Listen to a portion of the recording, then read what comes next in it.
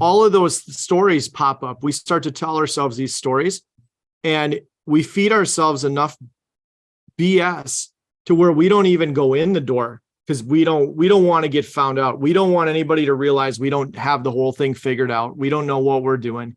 So it's easier to stay in the car or stay at home, like not even get off the couch, because when I get there, it's going to be scary and I don't know what I'm doing and I'm not even going to try. Hey guys, welcome back to another episode of the Grit Meets Growth podcast, where we bring you inspiration and insights focused on getting uncomfortable, making things happen, and creating a magnetic life. If you enjoy the messages you're hearing here, please leave us a review on whatever platform you're listening on, and make sure to subscribe so you don't miss out on future episodes of the podcast. With that, let's get after it.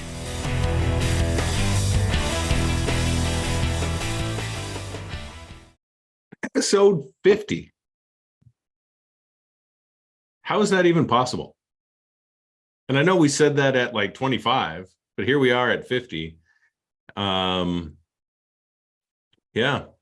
I've been enjoying it. I hope our listeners have been enjoying it. Love the feedback that we've gotten so far. And here we are, another year under the belt.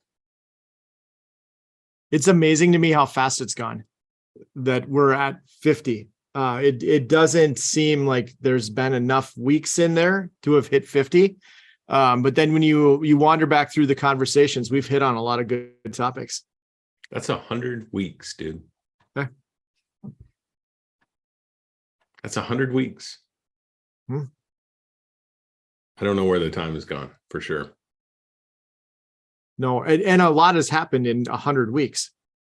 Like, there's that you look back on the history of this and where it started and where it came from. A lot has happened in 100 weeks. Well, I'm not the same person I was 100 weeks ago. I hope that our listeners aren't the same people they were 100 weeks ago. I feel like I've grown tremendously in the last 100 weeks, personally. Same. One of my favorite things about this is, if you go back to the very beginning when the idea came around, like we should do this, we just charged ahead and did it. Like, we put the pieces together. We really didn't know what we were doing when we got into this. Had no idea where it would go. No real clue what we were building or how we were going to build it. But we just knew we had a good idea, and we knew we had an idea that would resonate with people and that people would get on board with. We could build a community around. We didn't overanalyze. And I think that is, I think that's rampant right now. I hear people talking about it all the time. Like, oh, I'll do it when I'm ready, or I want to understand all the pieces before I take the first step. I mean, that desire to have all the information, I get it, but I think it can also be really paralyzing. And I'm glad we didn't go down that path. Yeah. I mean, I think at some point, right? Like, enough information is enough, and you've got to have a little bit of blind trust in things that you're smart enough and educated enough that you can figure it out. Like, at some point, you just have to take the step, because there's going to be a bunch of naysayers out there that are going to tell you you can't achieve that, you can't do it, you're not ready. But guess what? You are. Take the step and go. You aren't going to have it all figured out. Even in the scenario where you've figured everything out, you're going to run into some hiccup. You'll figure it out. You're smart enough, you're educated enough, you're going to figure it out. And the beauty of it is, too, pretty much anything you want to do right now, we have more resources at our fingertips than the world has ever had. You want to start a podcast, spend a little bit of time on YouTube, and you can figure out pretty quickly the tools and the pieces that you need to be able to do it. And then apply that to anything in life, just about anything in life. I had a water heater issue here at the house the other day, and I was able to go onto YouTube and diagnose, for the most part, what was going on with my water heater. Like, there are so many tools at our disposal right now that there's always information. The problem with that is it can be information overload as well. Like there is such a thing as too much information, and it can make you stuck on the other side. So when you're looking at, I want to start something, get the information you need to get started, but you got to know when to cut it off and just start. So did you solve your water heater problem? Not yet. Not yet. So here's the deal with that. I was able to diagnose my water heater problem. I know what's wrong with it, but I also got to a point where I'm like, I have to call somebody who's an expert and have them come help me. So that was the. I had a situation a couple of months ago like that. I had an issue with my car, and I came in, of course, into the house, and of course I jumped right on the laptop, trying to figure out what the problem is. And my wife looks at me, she goes, "What are you doing?" I'm like, trying to figure out what's wrong with my car. She goes, "Are you going to fix it?" I said, "Probably not." She goes, "Then why are you wasting time looking at what the problem is?" But here's the deal. I didn't want to go into the mechanic shop, not at least having some understanding of what it is. But that's who I am. Right? I seek to understand. But I think that's what we're talking about. Like you should, if you're going to start something new, you're going to try something for the first time, you should have enough information in your back pocket. You've got a basic understanding of the path you're about to go down. You just don't need to know the whole path. You don't need every bit of information. Like if you're going to say you're going to start going to the gym, you get a basic idea of what you're going to do, what you want to accomplish. Like you get the basics down, and then you get to a point where you start and you know when it's time to ask for help. You know when it's time to reach out to either friends or a trainer or somebody who's going to be able to help you along the path, who's going to be able to guide you, because you don't have to know everything. I think that's the other thing. When we have conversations about, I want to start something, we think we need to know everything, not even just all the information, but we have to know how to do all the stuff. Sometimes you're going to just need good people around you to help you. And that's how you're going to figure out how to do all the stuff. It's going to eliminate that problem for you. Yeah. And we've talked about it before, right? You don't need to see the entire staircase. You just got to take the first step. Right. That really is the key. You've got to have enough, as you mentioned, base knowledge to get through it. But know that there's going to be hurdles. There are going to be things that pop up that you hadn't thought of before. And, so if you take one step at a time, you'll get through it. The gym, for instance, right? You just talked about the gym. If you're starting a new gym routine, what's the first thing that you do? You just set a goal of getting to the gym 2 to 3 days a week. If you're brand new and saying, I need to exercise and I need to get to the gym, the first thing that you want to do is get to the gym. So set yourself up with the discipline of going 2 to 3 times a week. And maybe it's only for 10 minutes. Maybe it's for 15.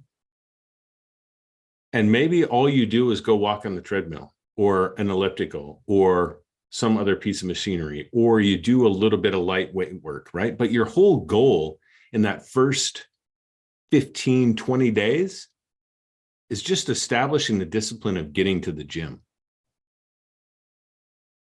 Because once you establish that discipline, the rest of it will come. But you have to get there first. And you have to get through the first 3 weeks to start building that routine and letting your body know that this is what I'm doing now. Right? If you think you're going to go to the gym and you're going to just start going 5 days a week and you're going to go work out for an hour every day, I'm going to tell you after week 1, you're going to quit. It's just not viable. You've got to start with getting there first. I think one of the demons that pops up though, when we are about to start something, and I'll use the gym as an example because it actually works really well. There's a lot of like self-talk demons. Like you're going to walk in there and everyone's going to know you haven't been here before. You're going to walk in here. Everyone's going to know you don't know what you're doing. You're going to walk in here and you're going to drop a weight. You're going to walk in here and you're not going to know how to turn on the treadmill. All of those stories pop up. We start to tell ourselves these stories and we feed ourselves enough BS to where we don't even go in the door because we don't want to get found out. We don't want anybody to realize we don't have the whole thing figured out. We don't know what we're doing.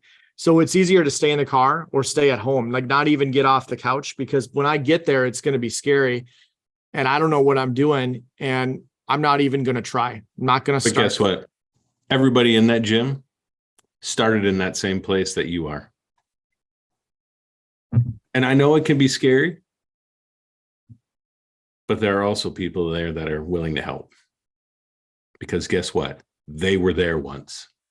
They understand the feelings that you're having. Don't be afraid to talk to the people at the gym.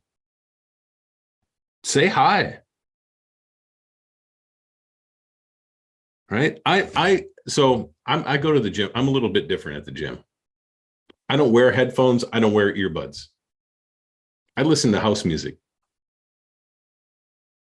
It's weird. People are like, how do you do that? I'm like, because I'm just in my own head, man. Like, I don't need the music. When I do try to wear earbuds, I just find myself like trying to, find the song that I want to listen to. And I waste time doing that. Besides that, who wants to carry their phone around? I don't even carry my phone in the gym. The only thing that goes into the gym with me is my water bottle and my car keys. That's it. I don't need all that other distraction.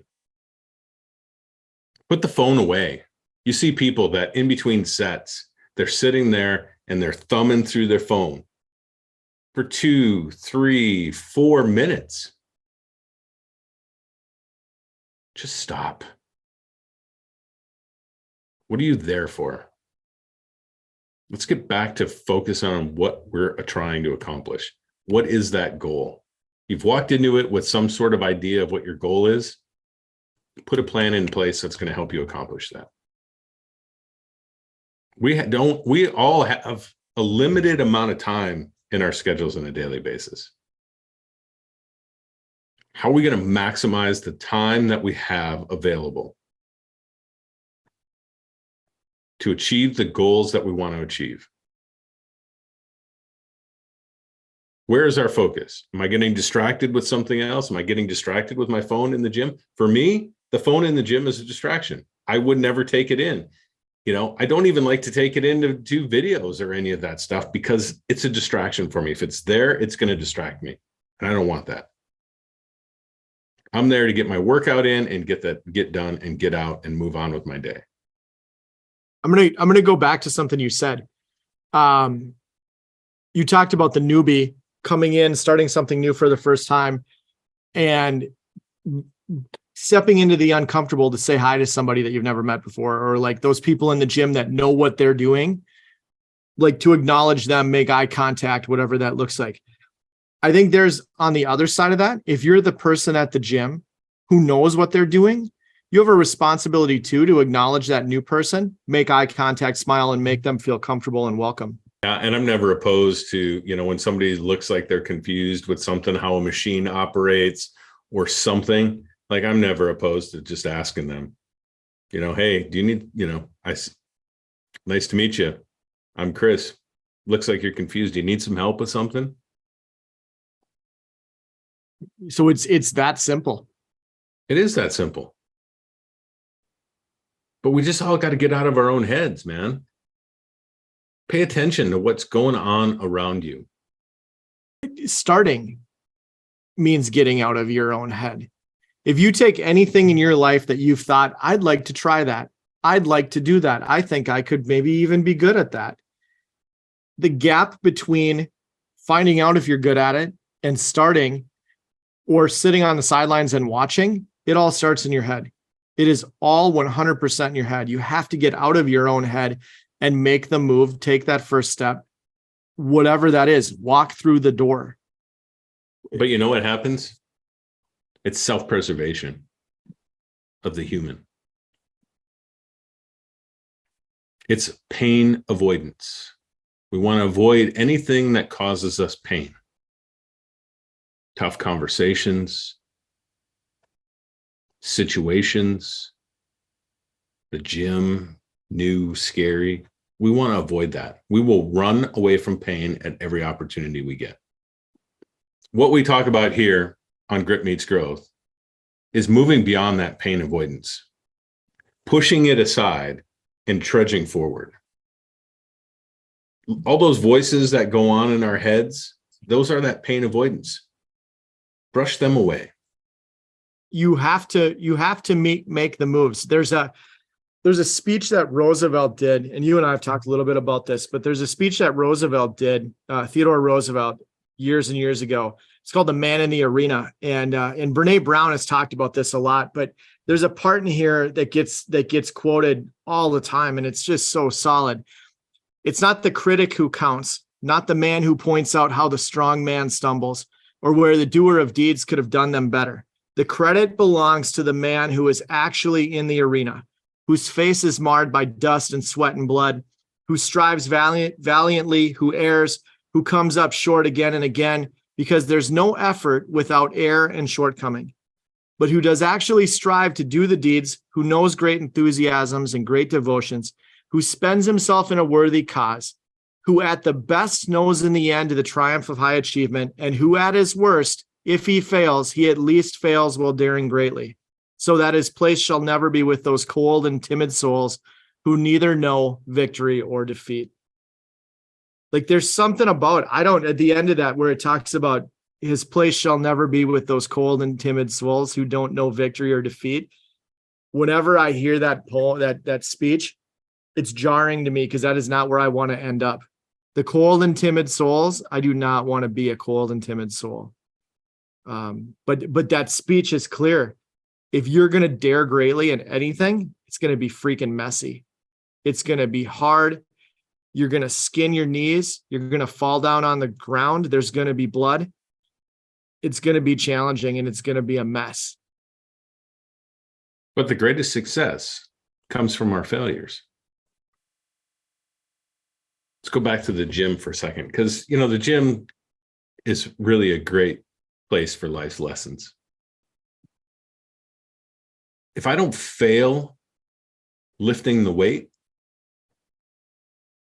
if I take a weight and I don't push to failure, I don't grow, right? The muscle doesn't grow at the rate you want it to.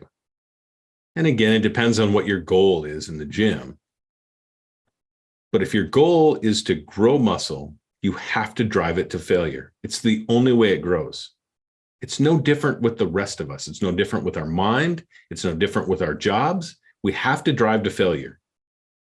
In the software industry, talk about fail fast. Whatever we're developing, fail fast. Marketing campaigns, fail fast. We have ideas. We're going to throw marketing campaigns out there. It might fail. Okay, great. I'm going to fail fast so that I can readjust it and go to market with a readjusted message. Failures drive us to success. We have to stop being afraid of failure. The biggest successes anyone knows have a trail of failure behind them. There's a podcast called How I Built This. And in that podcast, they go back and they talk to entrepreneurs who started massively big companies, whether that be Starbucks or Dell or Spanx or like whatever big brand you're thinking of, there's a good likelihood they've been interviewed. And one of the things that comes up in every one of these interviews is we see the success at the end. We see a Starbucks on every corner and we assume that was easy to get to. And the reality of it is it took a lot of work. There's a lot of work. Any big brand that's ever been built, that's been successful, that you know the name of, and when you see the logo, you recognize the logo. The trail that it took to get there was marred with failure.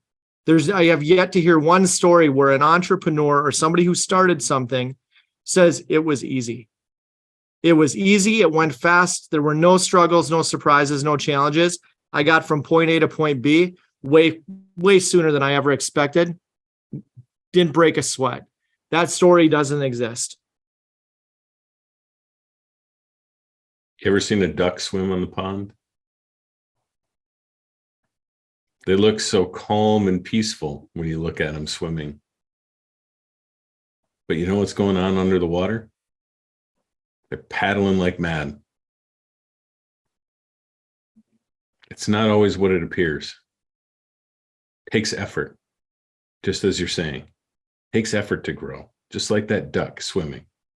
You got to paddle like mad. Even though your appearance may be calm, you still got to paddle like mad. You got to work your ass off. That's the only way we move forward. It's the only way. That is not the story that TikTok or Instagram would want you to hear.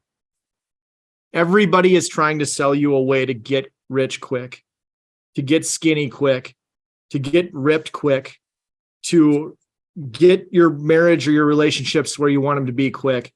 Nobody wants to talk about the fact that it's a lot of work. We all want a quick way to get from point A to point B, to eliminate pressure, to eliminate stress, to eliminate work. We want it to be easy. And that does not exist. Real success does not come easy, and it does not come without failure. It's not a thing. Remember that Staples ad campaign years ago? Hit the easy button. They lied to us, man. It doesn't exist. There is no easy button. I used to have one of those. They used to sell those in Staples stores. I used to have one sitting on my desk, and you'd like hit it and it would say that was easy. Right. Doesn't exist. There is no easy button. No. It takes hard work and it takes time. That's where we come back to the discipline conversation, right? You've got to have the discipline to be able to lock yourself in, put the time in necessary to achieve your goals. That's why when we talk about goal setting, we want to get to that goal. We want to work backwards to figure out, what do we need? What are the dependencies? What are the things that I need to do? What does it look like when I'm done? Right? If I have all of those components, now I know the work that I need to put in to get me there. That ability to reverse engineer it to where we can look at, here's where I want to be. Now I'm going to reverse engineer all the steps that I need to take to get there. It takes stopping and slowing down long enough to think. And I think we resist that, again, because we want things fast. We want them easy. Sometimes you just have to stop. You have to slow down and you have to think about what the path is. It's easy to do.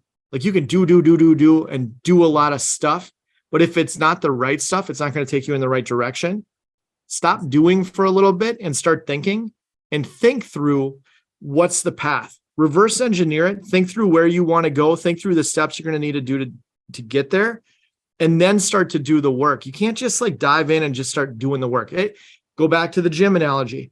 You could go to the gym and you could spend hours in the gym doing the wrong things, and you won't get the results you want.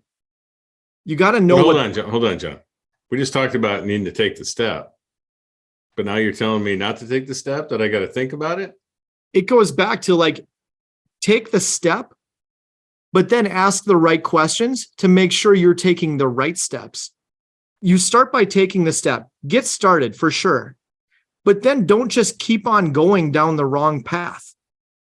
Take the step, get started, and then find some people who have been down that path before. Do the research and make sure you're at least going in the right direction.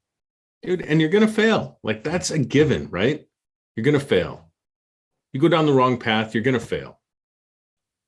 The idea is to fail fast down that wrong path. Seek out the people that are there that can help you, that have been down that path before. Have those conversations. Set yourself up for success. But grind through it knowing that you're going to fail. If we walk into things and know that we're going to fail in that situation, and that we're going to be better off because of that failure, and we're going to grow because of that failure, man, we should be seeking to fail every day. You think about the podcast. Think about what we've built here over 50 episodes, 100 weeks of the podcast, plus all the work that went into getting ready for the 100 weeks, right? There have been some massive successes in there, and there have been some failures. It's been a combination of both, and the recipe has to include both. we've also had a lot of conversations with people who have done this on some level. They've tried some of the things that we've tried. They've had successes. They've had failures. We've learned from other people's failures. But the podcast is a great example of what we're talking about here. You got to start. You got to have the movement. You got to check in and you figure out what's going well and what's not. You got to get some advice from the outside. You got to pivot sometimes. You got to skin your knees plenty of times. But the alternative to not starting and not getting moving is you're going to sit on the sidelines and you're going to watch the world go while you stand still. I don't want that. No. And our goal is to, with the podcast, is reach as many people as we can with this message. Obviously, we've got many followers who have listened to us from the beginning or have picked up along the way and have listened to many episodes. My ask and our ask today is share the podcast with others that you think will find value from it. That's all our ask for today is, and every day. Share the podcast, share the information. Help us get this message out to as many people as possible. Right on, man. That is the best and the simplest ask we could possibly put out there today. And we're excited for the next 50. We're 50 in. We're excited for the next 50, but we can only do the next 50 with the help of the community. That's really it. So, yeah. Look forward to your comments, feedback, thoughts. And with that, make it a great day and get after it. Right on, man.